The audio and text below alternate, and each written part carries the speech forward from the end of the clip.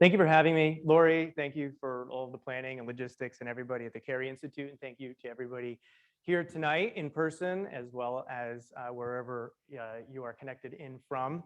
A pleasure to be here and to be the inaugural. Hopefully I don't inspire you to stop the in-person lecture series after you hear my talk tonight, but hopefully I inspire you to do more. No, I'm just kidding around. Something you said, you can't get there from here, is going to be a common theme, I think, tonight in what I'm about to show you. I've had a very distinct pleasure to have the career that I've had thus far, and to travel for, well, pretty much the last 16, 17 years or so, almost, actually, probably even a little bit more than that, documenting some of the wildest places, mostly within the United States. I did a lot of work in other countries. I won't really visit those at all, actually, tonight. Everything we're going to look at are places that are, in my mind, the wildest. And that might be the best word over pristine. I agree that there is not a lot of pristine places left. But also, Allison, too, thank you for coordinating everything and bringing me in, and the Garden Club of Millbrook as well. It's a pleasure to be here. So that's me carrying a big camera. Somebody asked me what it weighs. That is a film camera. These days I'm dueling up, though tonight we're going to look at mostly photos. Weighed, I think we determined about 37 pounds or so. Takes 3 people to operate, especially when it's rainy and you have water hitting the front element. So it's you'll see the adventure about to unfold. We're going to cover a lot of mileage and a lot of photos here this evening. I want to start with this quote because this is something I saw recently, and I really think it speaks to why I am doing what I'm doing. And so much of when you go to a place, so much of it is about how you process it afterwards.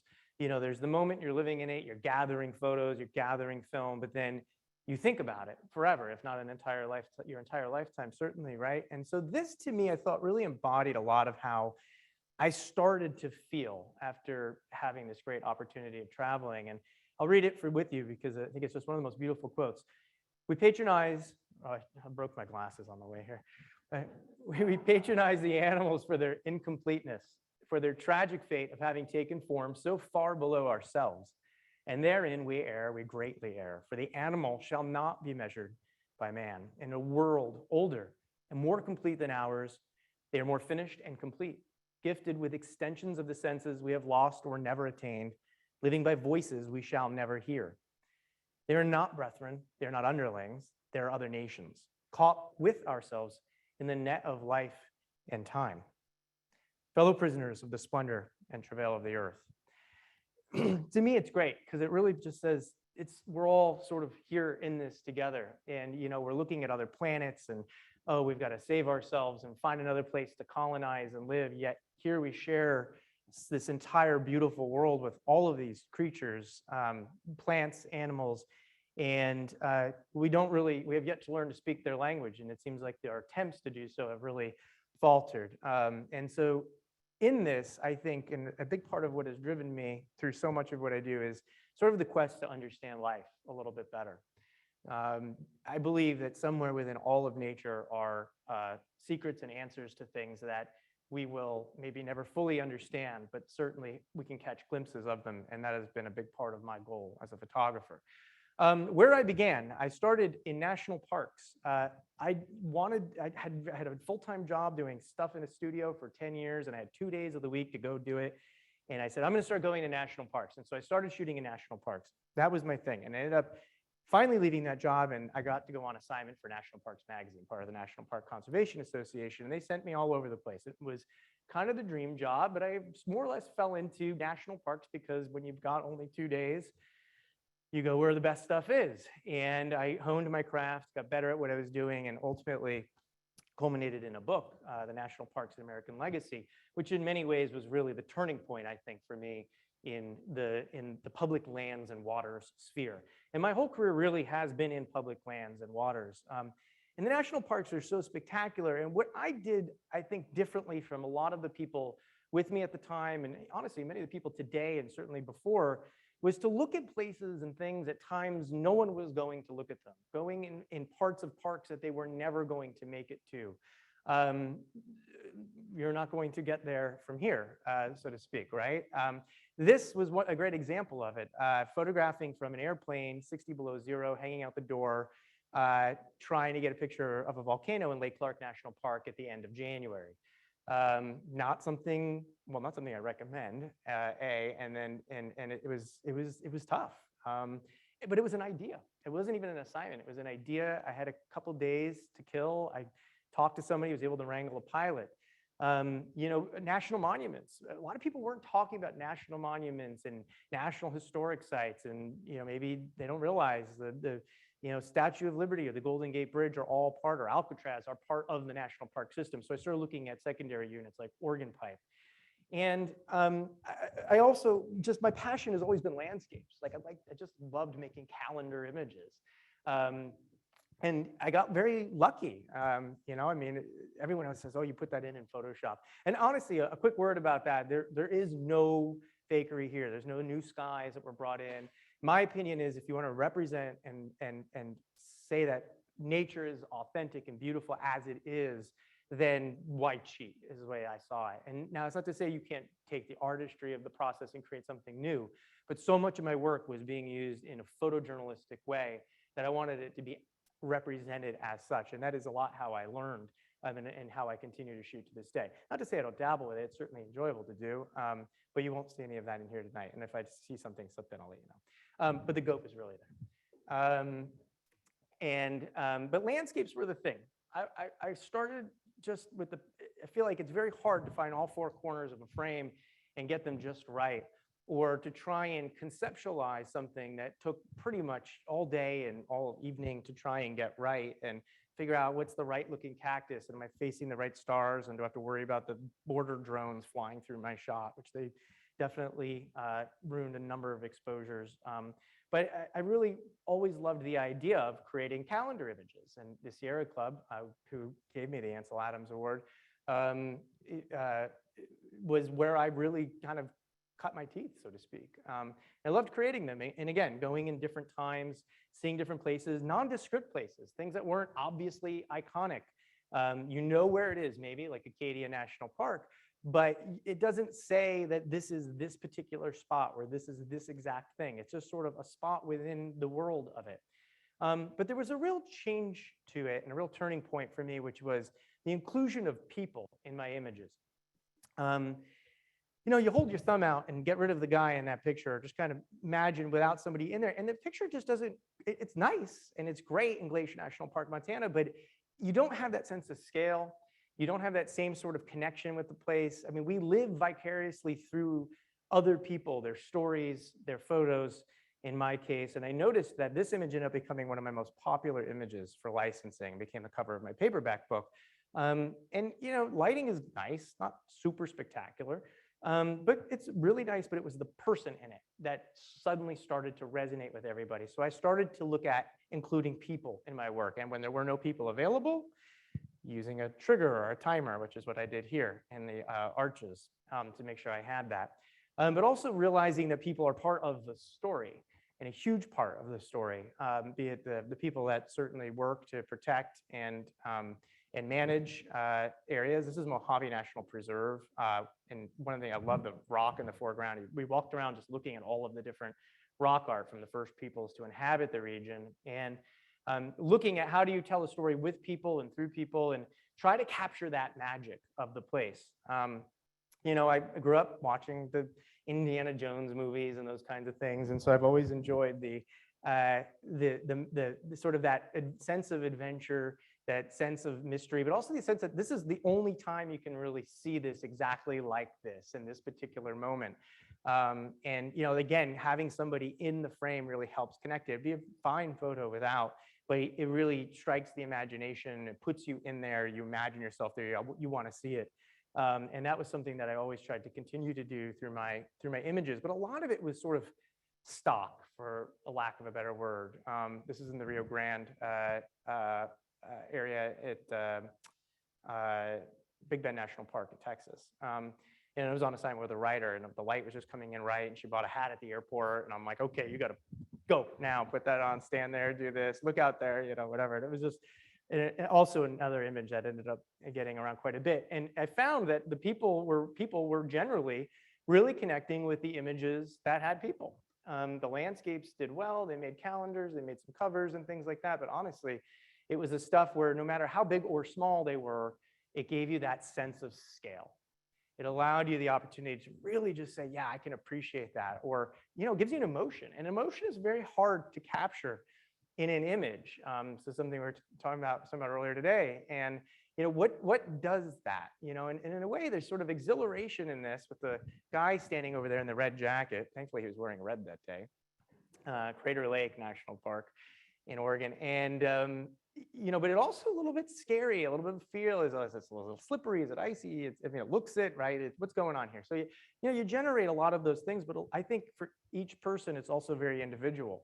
To try and figure out, what is that emotional connection with the place. But I think seeing people in it and understanding the connection with it is a key part of it. And I find that it's the moments that you can't plan, you can't put people in, you can't hire a model and go out and do something. It's the stuff that you're just out there and it happens, and it's very, very authentic. And look at it. I love pictures of myself, so I had to get it in one more time. I'd say the real turning point to me in recognizing that this is Denali National Park in Alaska. And, I think the real turning point was about, how old am I now? About 14 years ago, these photos I'm going to show you. Because they really were part of an opportunity that changed my view of the National Park Service. I got the opportunity to join a search and rescue team. I was, in fact, actually the first photojournalist to actually be embedded with a National Park Service search and rescue team on Denali, which at the time was also using the name McKinley. As part of that, we had to go up into the mountain. Now, I like to climb. I like to be up in the mountains. I like to hike. I wasn't ready to ascend North America's highest mountain, I would say. And I say that in hindsight. At the time, I thought I was ready, right? I was ready. I was on the Stairmaster every day. I was doing everything I could to get ready for this thing. But it's not the physical aspects. It's the mental aspects of climbing, and it's the challenge against yourself and nobody else. It's very personal, as so many things are in life. And we get in this little plane. I'm crammed in with the National Park team, and it was a bunch of parajumper guys, PJs, that go out and in their Air Force in the regular season, and now here they are in their off time, trying to stay in shape, hone their skills in climbing and rescue and things like that. And so we're all crammed in this little airplane, and that's the runway there in front of you, that big white stretch right here. Hang on, I just turn this thing on right there. So we're gonna go down there, turn around, and then land on skis. And the glacier, as some of you I'm sure know, is sort of a river in slow motion, sort of a conveyor belt of ice. In this case, I think it was a couple miles deep at this point, or so, a mile deep, and always changing. Cracks in ice appear, skis get stuck, planes flip over. It happens. And as we turn, the plane banks, and I look through a little porthole window that looks like something on a submarine, and I look down and I see this scene here in front of you, and this is base camp. This is National Park headquarters at 7,200 feet on Denali. And you can see where the runway is up there, sort of up in this side, top left of your frame. And that's where planes are coming in. They're dropping climbers. They're beginning their journey here, and then they go up the mountain. This was, our plane was not as nice as this, but it made a great photo because it was really colorful and shiny. Ours was kind of bumping along a little bit, as sometimes those kinds of things do when you're flying with the government team. But so this is what the situation is, and you can see teams are training. So what we had to do then was these big ice blocks that are in there actually do crevasse training. So we spent a couple days here. A crevasse is a big crack in the ice that can go quite deep and are quite scary if you fall through, and they can be obscured by snow. So we spent a couple days, and this is National Park headquarters right here, these tents. And so I'm thinking this is a side of the parks I had no idea existed. And so we're laying out our ropes, learning how to hoist each other, how to rescue each other. And then it's time to go. And we're going to climb the mountain, talking to people along the way, seeing if they're healthy. If there's an emergency, we have radios and so on. I mean, it's not like you're going to run right up it, right? You're going to do the best you can to get there safely and take care of yourself, your team, and as well as the people you're there to help. But I'm also thinking, man, this would be beautiful.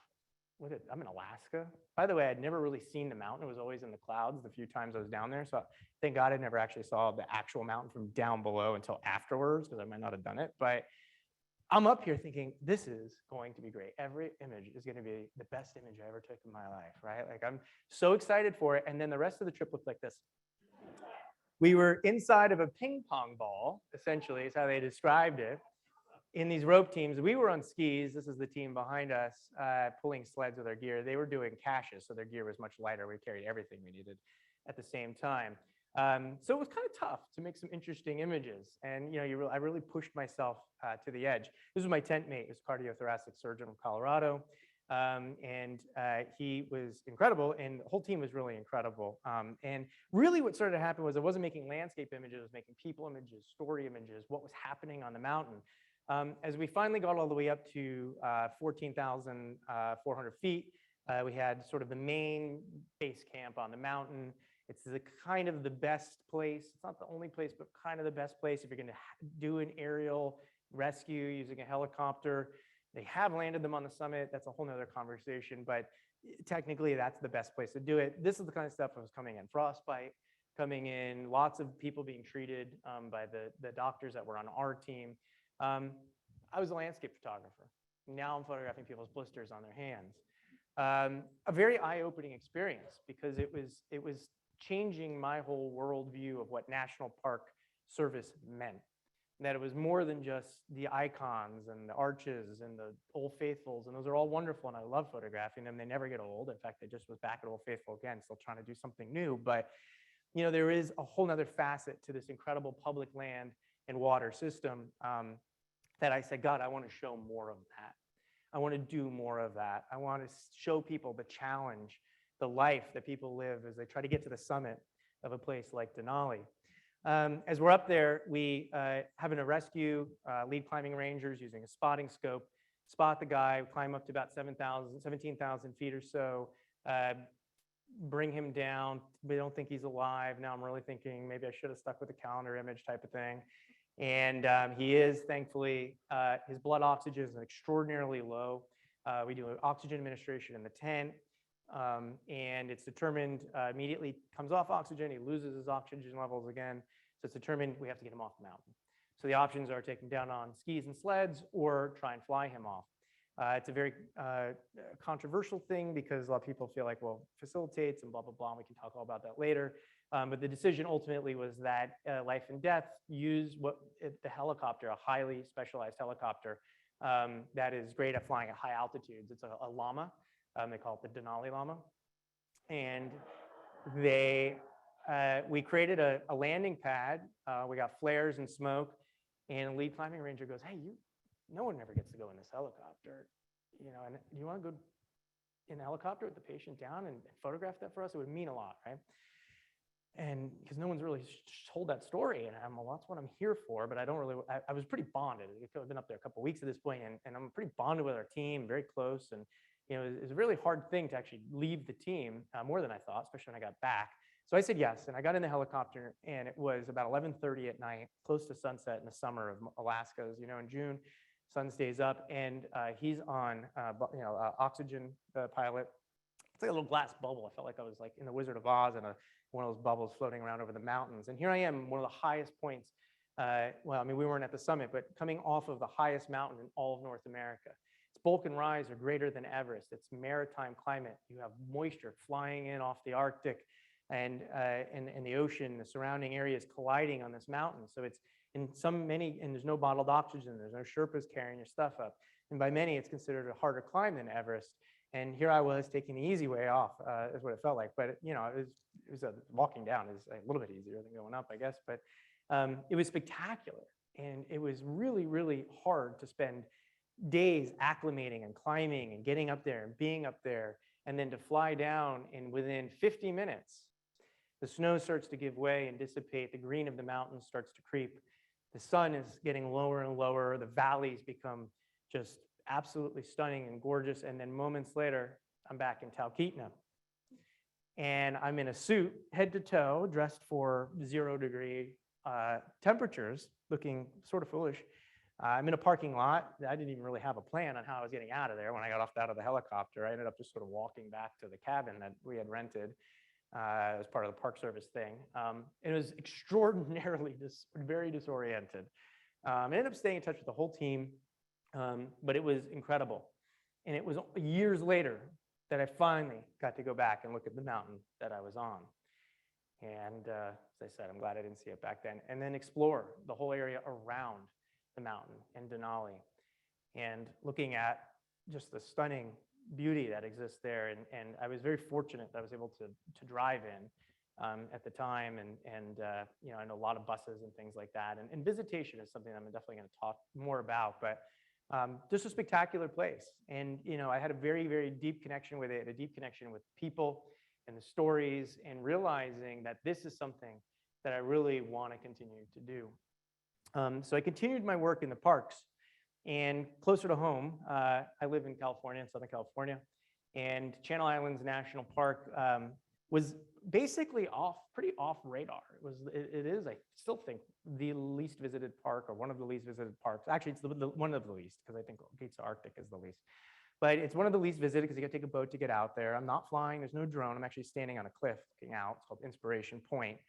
And it's beautiful. It's a sacred place. But the thing that brought me out there was the Island Fox Project. So it's considered one of the greatest endangered species recovery stories. There were only about less than 20, I think it was 15 individuals on Santa Cruz. Each fox is individual to each island that's there. It's a unique species. So you have the Santa Cruz Island fox, you have the Santa Rosa Island fox for the islands that they're on. And they're all miniature. So they're the apex predator. This is a house cat size, as you're about to see in a second. But Channel Islands, just like Denali's story, just like a lot of the work I've continued to do, was just sort of an unknown place. And yet here is California 200 years ago, when we didn't have anything but a few trails probably coming through. And it's a way to just look at that, the coastal cliffs and the beauty of the place and the meadows. And this is sort of what life there is like. And these hikes to coves with no trails, a theme that sort of continued for me for a long time. But the fox when it ended up being one of the most enjoyable things I've ever done to photograph, because you just sit in the grass and they're so curious about me. And at the time there were a few hundred, about 200, they had started to make the recovery, and now there's about 2,500 running around on the island, and they're considered more or less recovered. They're still very susceptible to all kinds of issues, but bounding through the meadows and sitting in the fields, a lot of heavy eye contact with foxes. We camera trapped, and this was in a little bit earlier days, using camera traps to get that very close personal view without infringing on the fox's space. But something else happened out on the Channel Islands when I was doing this story, and everything started to really come together. And it wasn't just about the land, but I also realized there's a whole other side to the story, and that was the surrounding ocean. Also protected, marine protected area around the islands. And this is where I decided to put on a mask and snorkel and then get certified, and scuba certified, and explore that hidden world of nature that's there. And I really, truly fell in love with the ocean. And this is only about 30, 40 feet of water, so I sunk to the bottom, just sitting there calmly, and all the sea lions just swirled around me, kind of playing and looking, and what's this guy at this camera and this lens and all this other stuff. And so I really just started to think about oceans, and my national park work at this point had really permeated in media. I was doing all kinds of stuff everywhere with it. And at that point, I get a phone call from the U.S. Fish and Wildlife Service, and they say, "We like what you're doing with the parks. Have you heard of National Wildlife Refuges before?" And I'm like, not really. I mean, I'd looked at a couple, but I didn't really know what they were. And I was so I was over my head, national parks in this case. But and they said, "Well, we're doing a project on Midway Atoll and the island where the Battle of Midway took place, and we'd love to do." And I'm doing video and film now at this point. And in general, we need people to know the National Wildlife Refuge System is there. And by comparison, to give you an idea, The National Wildlife Refuge System is about 150 million acres in size, all combined. The National Park System is 85 million acres when combined. So it's larger than the National Park System in an acreage. When you include the protected waters, you probably hear me saying public lands and waters, it's because there are 850 million acres of National Wildlife Refuge and protected areas within that network, that system.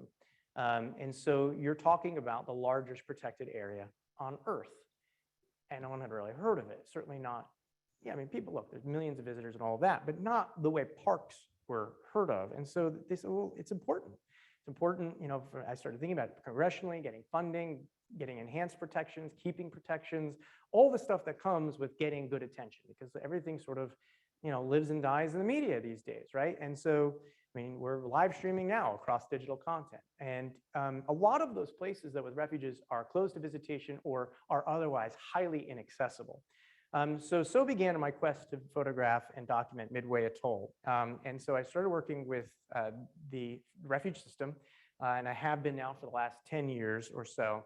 And Midway is about up in here, it's about 1,200 miles from Honolulu, Hawaii, northwest. It is part of the Hawaiian Islands. It's super sacred in Hawaiian culture.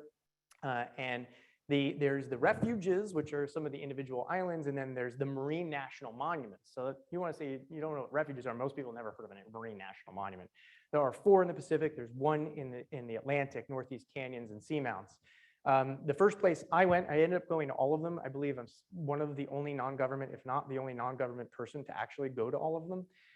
They're very difficult to get to, as you're about to see. But Papahanaumokuakea, I know you're all waiting for me to say it. That is the first one I went to, and Midway, famed for the battle. To this day, you can still see the runways from World War II in here and across.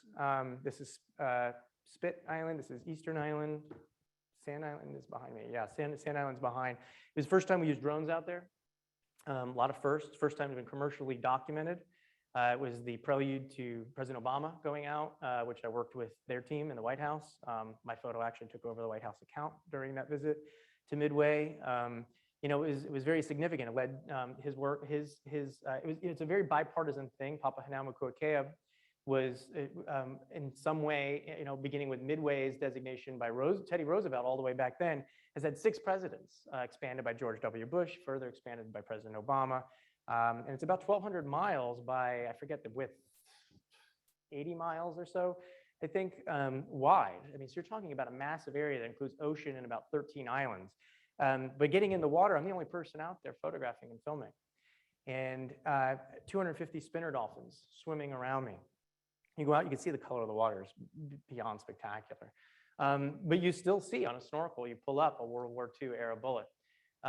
There's tons of remains of buildings. You can still see the shots from the airplanes as they flew over. It's not uncommon to find helmets. Unfortunately, even people sometimes from that era. I mean, it was a war, and it's an island that is isolated. It's considered the most remote island most remote inhabited island in the world. And there's only about 30 people or so out there at a given time. But it's incredibly important. It has a World War II history, but it's incredibly important to seabirds and sea life. And you have the short-tailed albatross there. Super fun to be able to see them. The Lay Sand Albatross, the world's oldest bird, Wisdom. If you've seen that out in the media, I got to meet her. She was there with a chick. I got to meet one of the chicks, Kukini. This is me in action. This is the end result. Very affectionate. You could just sit there, they come up, pull on your zipper. They don't know what you are. Like, they don't care. Like, you could just, and you can see how many there are. I mean, every 3 feet, there's another bird. And, you know, if they're in the middle, you're in golf carts. And if you have to move them, you have to pick them up and carry them, and you have to get them out of the way or whatever. But the other thing is, you know, you really see the impacts. This has become a famous image because they are eating our ocean junk or plastic. They think it's squid eggs or whatever. And they eat it, and it fills their stomachs. And as they die, this is a very, very, very common sight over there. And it's a tough thing to see. Pacific Islands. Pacific Remote Islands Marine National Monument. This is Palmyra Atoll. So it's a different monument. So after Midway, we do a film. It's very successful. Well, you want to go to the other islands as well in the Pacific? So I'll let you know about the camera operator thing next time. But I'm sure, you know, I mean, I get to work, I'm barefoot, board shorts all day long, you know, I'm out on some island. It's extraordinarily hard work. We have 400 pounds of gear, does not like salt water. You know, the elements are tough. It's long days in the sun, sweaty, and everything wants to bite or snip at you a little bit. So, but this is Palmyra Atoll. It's co-managed with the Nature Conservancy and the U.S. Fish and Wildlife Service, 52 different islands that were shaped and reshaped by man over time, and are now slowly being returned back to nature through conservation efforts. It is not, sometimes people ask about the nuclear aspects of all of it. It is not the nuclear Bikini Atoll or any of that kind of stuff, though it was proposed as such, and it was used during World War II as a base, and there's a lot of the remains. We can see the jungles reclaiming those things. But the upside of working there is in your downtime before dinner, you can cool off and climb the pole and go for a swim in the swimming hole, and lots of sharks though, lots of sharks. But it is as near pristine as we have. It is widely considered one of the most vibrant marine ecosystems and coral reef ecosystems in the world. In fact, it's why shark researchers go there, because it's the best look we have. Nothing is untouched, but it's the best look we have of what an intact coral Pacific ecosystem should look like. And so we can see what is that, how is that working, how's that operating, what are the relationships between the open ocean and pelagics with the inner lagoon and the coral. And you can see, here we are at the surface. You see anything white? No, it's really just working well. And a lot of it in different islands, we saw different things, but there's also warm water corals that are surviving, and that may inform ways to save corals in the future. There's just a lot of dynamics at work. Remember I was saying about things snipping at you?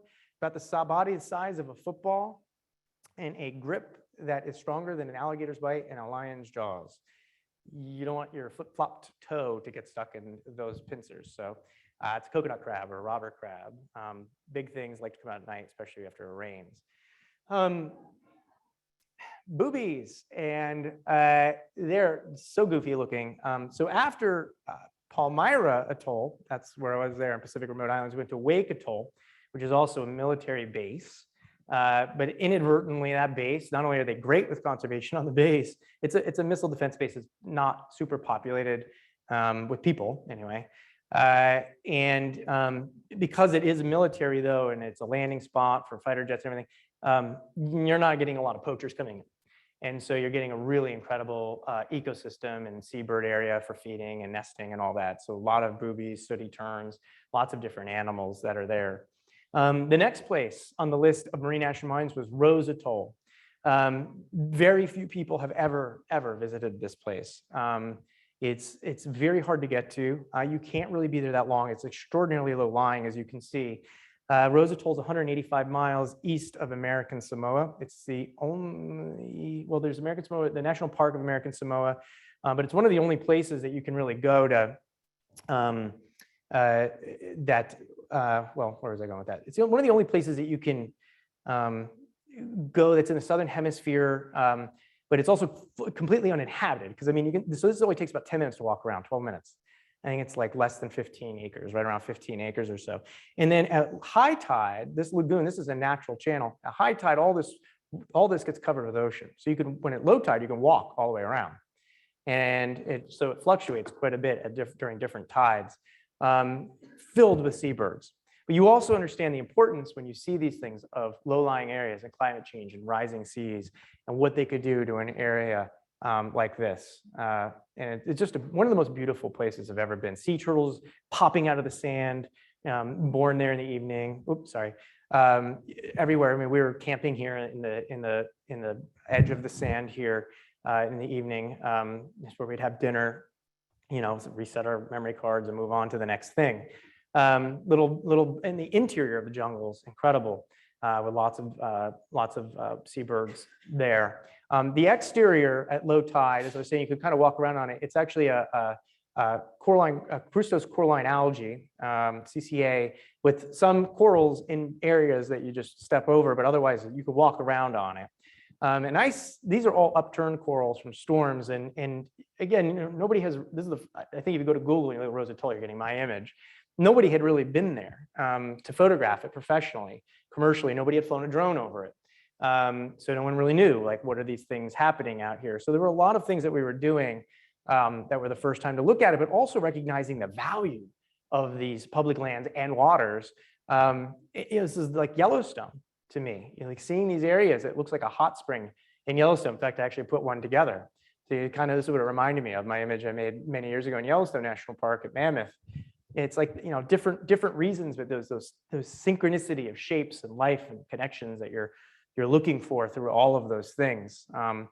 Huge clam patches. This is an area of coral. Nobody had been diving there before. We didn't even know what we would see.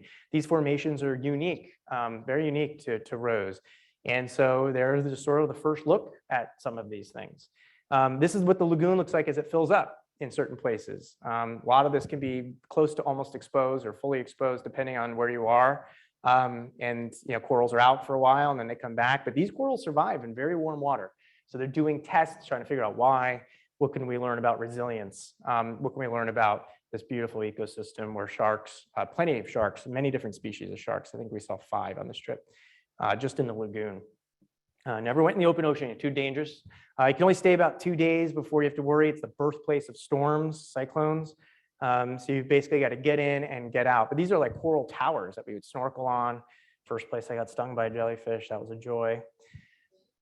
And more of the lagoon. Here's one of those baby turtles.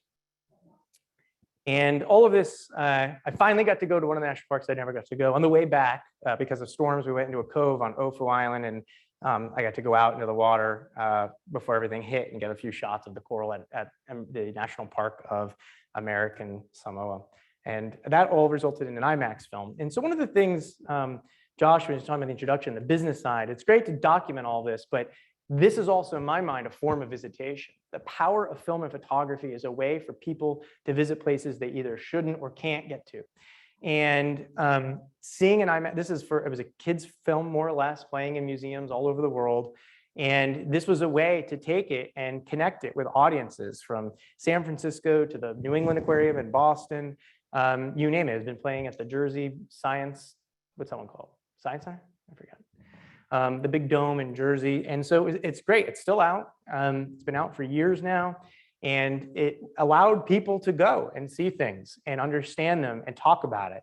Be it Patagonia, the New York Times, magazines. We did events and screenings and gallery showings and put up maps and created an education guide, 82 pages, free, a PDF that people could download, tear sheets out of teachers and schools for K through 8, which was our primary audience, and learn about the parts of a shark and how an atoll forms. I didn't even know how an atoll formed really until I got out there and asked 3,000 biologists every day, oh, wow, that's pretty cool. Is that a volcano too?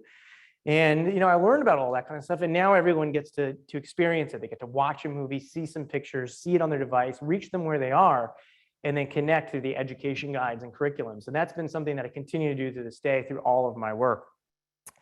So then, and I know we're getting up on time, but so then they said, well, that was fun in the Pacific.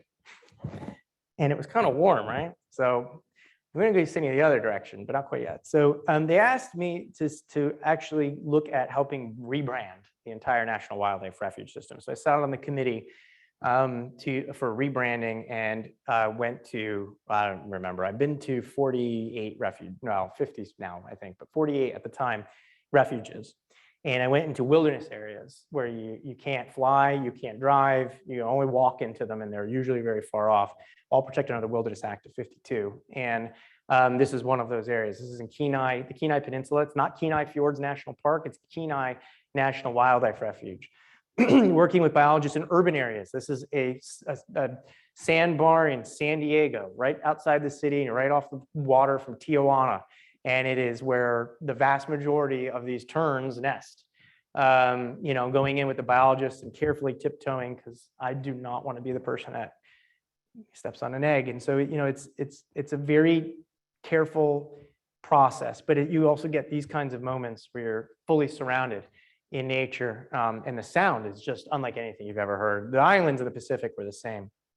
And then including people, people being part of it. I started thinking about branding, and I started thinking, well, you can't let the parks have all the fun. So I wanted to make sure people knew we had iconic sorts of scenes right in the backyard of millions of people. This is inside Denver. This is Rocky Mountain Arsenal National Wildlife Refuge. And really just trying to bring all of these places back to people and say, you know, here's these places we flew in a float plane in Kodiak, got up into this neck of the woods as well in Lake Umbagog, and all over to the Arctic, where the there's polar bears. And I didn't even know we had polar bears on our public lands. And they rely on the sea ice up there in that area. Everybody always in photography land was talking about Svalbard and going over there. Well, you can go up to the very far north of Alaska, at the edge of the Arctic Sea, and see the polar bear migration. This is in Kaktovik, Alaska, back in Lake Umbagog. Arctic, speaking of climate change and all of the issues that we're facing. This is sort of the poster child, the cover of my book. Flying around an airplane, taking days to get here, seeing storms move across and fog and thick mats of tundra and taiga, depending on where we were. You know, these ribbons of streams, truly magnificent place. The Arctic was mesmerizing, and it's one of the, I'd say, highest list for me to go back. Like, I really want to go and be down in there. A lot of bears, though. I'm not big on that. But you get things like the caribou. And you got one here too. This guy, I was coming up one hill. He's coming up the other. We didn't know it. We both get to the top. He's down eating. I'm like this playing with my camera. We both look up. He snorts, jumps all four into the air, pretty much like Rudolph. And I managed to get my camera up just in time to get like the hooves fully elevated and runs off. We were just both kind of like out there, oblivious that we were even up on each other's business. But some things don't need to be spoken for. They say so much, I think, when you see this is the beginning of the ice forming out there off to the right, kind of all over through the United States and different places. These are all places that still exist. You know, I think when we think about the challenges we face with climate, we're looking at a lot of beautiful images here tonight. You know, but I think that it's important to see that there's something still worth fighting for. We have so many organizations that talk about, you know, the last chance for this is almost gone, we're losing this, you know, and it's imminent catastrophe, and it very well could be, but not everywhere, and everything, I mean, everywhere is dealing with something, I guess, but there's so much beauty in the people that rely on these places, and the species that rely on these places are just so incredible. And my goal as a photographer is to contribute to all of these different campaigns and places, but also to provide a hope and a glimpse of the world as we see it, and know that it is a place that we really want to protect and save. By the way, you can't imagine the scale of this glacier. This is in Kenai as well. I'd say like, this is probably about the size of the building we're in right here. Give you an idea of how big it is. I flew my drone out there and had to turn around, come back before I even got to the shelf because I ran out of battery. So it took me about 20 minutes or so. Or no, I'm sorry, 12 minutes just to fly out there at 30 miles an hour. So you get an idea, the scale is just so hard to believe. You can't really put a person in this, though I did do that in some of the shots. As a wrap up, I have one last place I got to go. I want to show you a little trailer for it. So after all that, in the process, they put me on a boat as well and sent me into the Bering Sea in the North Pacific. Dream job, truly. And you know, I'm so grateful to have had the opportunity to do all this. It's a lot of work, and I have a great team of people behind me on all of this.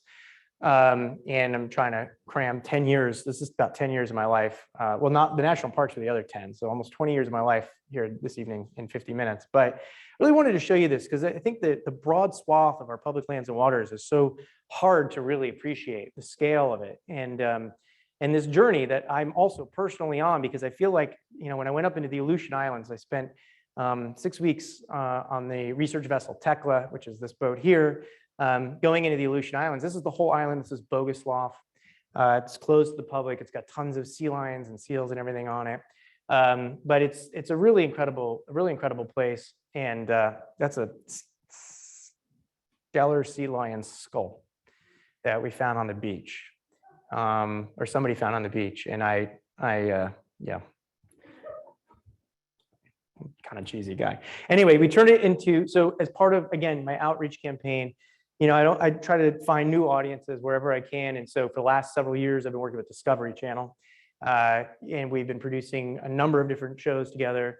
And so this is a quick preview of a trailer before we go into questions and all of that documentary. It is available on Discovery Plus to watch if you guys have it. I think it's on Amazon, other places now too, but you can actually see this world in motion.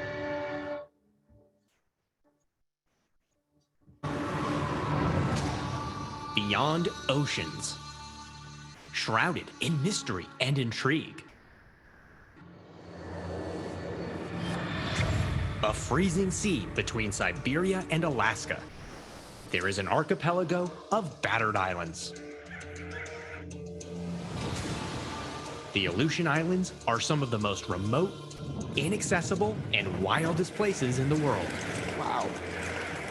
Comprised of 14 large volcanoes, Deep. and 55 smaller ones. Yeah, it's possible for steam explosions to occur. Well, sounds like fun. It's a place few people have ever seen before. It's a place I never thought I'd get to see. And there's only one way to get there. The U.S. Fish and Wildlife Service is on a one-of-a-kind research mission to the Aleutian Islands to assess the populations of the wildlife, revealing secrets of this ecosystem, and informing the world about the health of our oceans. I'm joining this team of scientists to help document their findings. As a photographer, my job is to share their story so that we can all understand why these islands are vital to the health of our planet. But this is a tough place. Absolutely brutal. These islands will not give up their secrets easily. Join me, Ian Shive, on a high-stakes ride into one of the most pristine ecosystems on the planet, far beyond, and into the vast unknown. So it's the little preview. Please feel free to check it out. It's a lot of fun, very proud of that. Thank you. And we continue to bring the natural world through Nature in Focus. It's a digital series on Discovery, airs on Instagram. Stay tuned, we got a bunch of stuff coming up soon. We produce a new episode every month, and oftentimes many more than that. So we're constantly looking at ostriches, leopard sharks, the oldest trees, in all, Santa Barbara Wildlife Care Network, where they rescue wildlife in local neighborhoods and things like that. So it's been a really, really just awesome to be able to be on both sides of the camera and share all these stories. We have Refuge, the Refuge book. I'm not sure everything was culminated into this book after 8 years, put this together to really just give people a piece of the refuge system to take home. So turn it over for questions, and thank you all for listening. I know there's so much more I can say about all of it, but it's a start. Thank you. Well, thank you, Ian. That was spectacular. I'm going to start with a question here and then take a question there, and we'll keep doing that for a few minutes. One of the great things about the pandemic, there haven't been many, is people have gotten back out into the wild.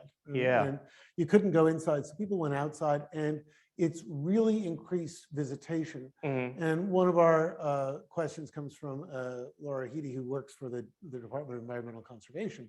And she's saying, do you see a reduction in the investment in conservation and research and things because people are so busy managing people, managing their garbage, managing cars and traffic and all of that? Yeah. Well, that's a great question.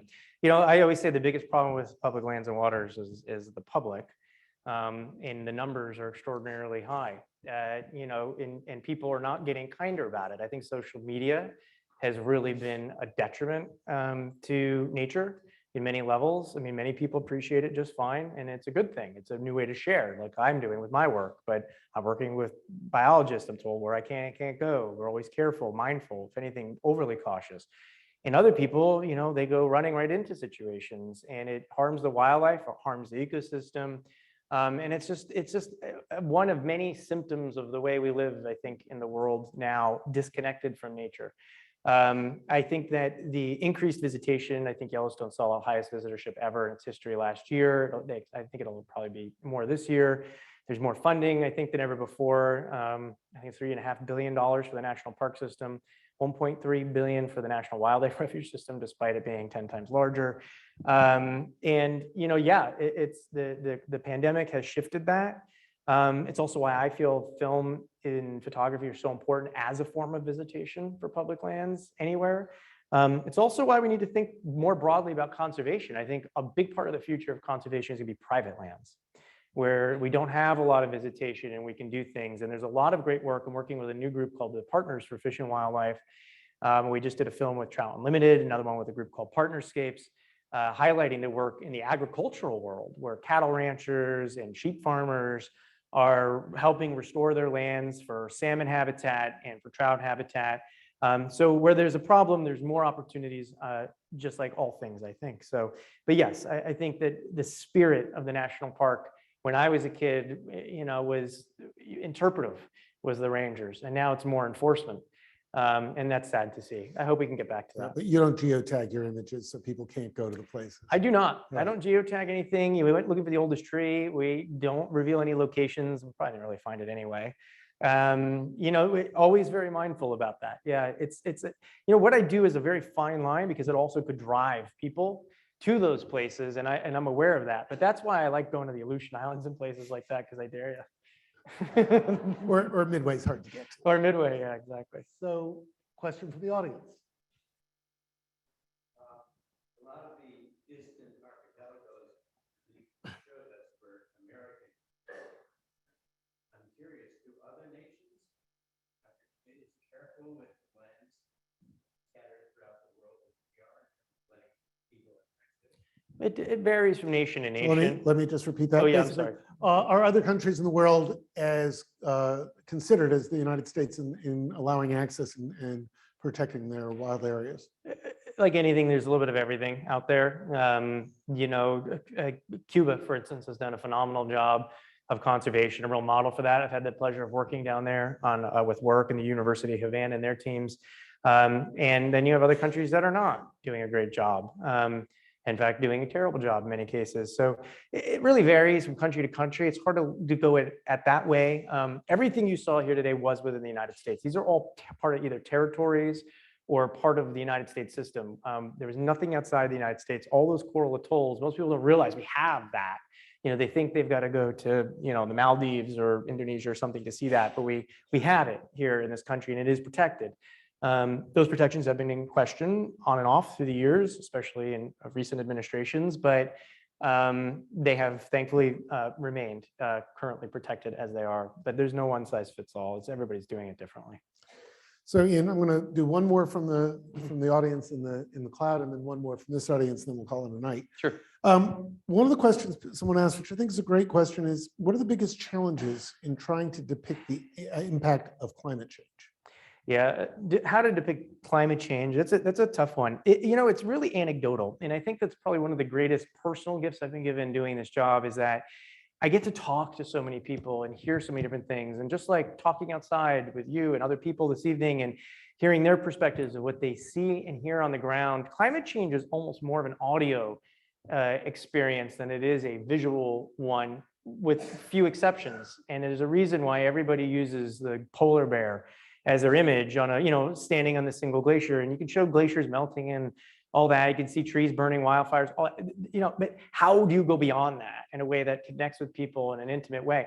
And I think it's going back to the idea of telling it through the lens of people, biologists. And, in our doc in The Last Unknown, we follow these two awesome people, Sarah and Dan, on an island who lived there for months, 3 months, uninhabited, alone in a little shanty, essentially, looking at birds year after year. And it's the importance of long-term research, is the ability to look at trends. That's the one takeaway I think I've gotten. And looking at those trends, you're able to say, okay, is it trending up? Is it trending down? How are these populations doing?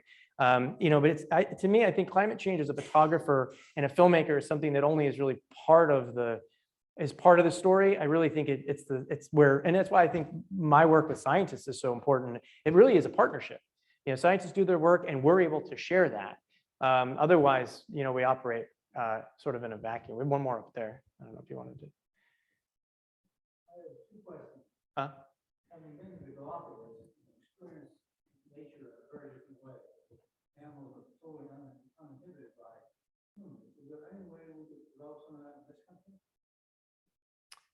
Did you want to repeat So that? the question is, in remote areas like the Galapagos, animals are pretty much, as you showed in some of your shots, they don't care about people. Is there any way we could do that in this country? Yeah, it's a very active, yeah, sure. With all the people who have cameras now, the whole room is full of people with cameras. It's like a wedding where everybody sends a picture in. Mhm. You benefit from getting everybody that goes to places, sending photographs in and building a bigger library of what's going on.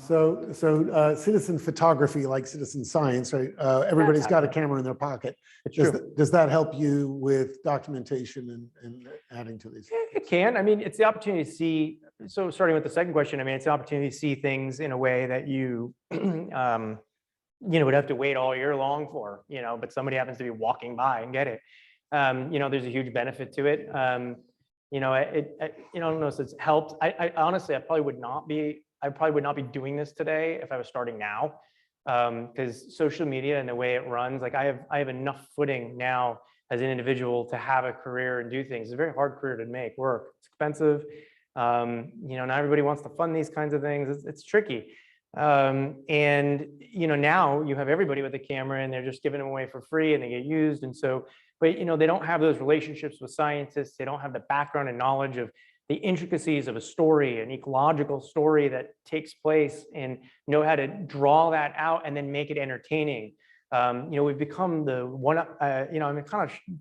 whatever. I'm not being nice to social media, but I think it's great. But it really, it can also turn into one-upmanship and look what I got, look what I did, and that kind of thing. So again, all things, it's about balance. I think something that we've really lost in general. To the point of visitation in Galapagos, I haven't been to Galapagos. I'd like to go. But I know Midway specifically has really been called to have a Galapagos type of experience. And I think it even did at one point in the past, and people want to visit it. But I mean, you see how many feet there are before a bird, or how are you going to prevent people from stepping in storm petrel, areas where they're, you'll cave in on their nests and their eggs. It's such incredibly sensitive habitat that I don't know how they work so well. And there's so few places like that in the Pacific. There's so little land for birds to land on and for turtles to nest on that, in my opinion, they're better kept for wildlife than they are for our tourism. And, and that one last thing on that, this is something I'm really exploring a lot right now. And I haven't really done anything in public, so I'm kind of exploring it as we do it right now. But it's been a lot of conversation around public, and it's something we talked about a bunch here tonight. And, we have to ask ourselves why we want to go to a place. What is the reason that we want to go and see something? And so we have to sort of parse our ego, I think, and the idea of doing it with the need to actually really go and do it. And it's a conversation we need to have, I think, in this country and around the world. Thank you, sir. What a great place to stop. Thank you. Thank you. Thank you for having me. All right. I think I can answer Ian's question. If anything, he has inspired us to do more in-person events. So we're going to be planning on that. We are, as I think all of you know, extremely cautious when you're a scientist and you're studying, you have a big program on infectious disease and pandemic spillover. You don't want to be misstepping, which is why you're all wearing masks, right? We're in green in Dutchess County. Legally you don't have to, but socially we prefer it. The other side of it is we are going to do some more virtual events. We're going to keep sort of mixing it up. And we have two CARI scientists coming up in October, on October 20th. Evan Gora is a research fellow at CARI and a postdoc at the Smithsonian, is going to talk about large trees, lightning, and the future of tropical forests. Evan really cares about big old trees and how they die. And how we can manage that, because the big old trees have the most carbon. And one of the things that he's very interested in is lightning, because lightning seems to be a cause of mortality of big old trees. And then on the 10th, speaking of pandemics, 10th of November at 7 p.m., Barbara Hahn and I will have a discussion about predicting pandemics. Barbara's been working throughout this pandemic and for 10 years before that, trying to figure out how to use machine learning and AI in general to predict not only where the pandemic will come through, but what species will harbor the infectious agents and might spill over, and or, as is the case with SARS-CoV-2, she predicted which species it would spill back to. And now we're hoping it doesn't spill back to us. Anyway, those should be great, but we will also let you know about in-person events here. And thank you very much for coming, and have a wonderful weekend.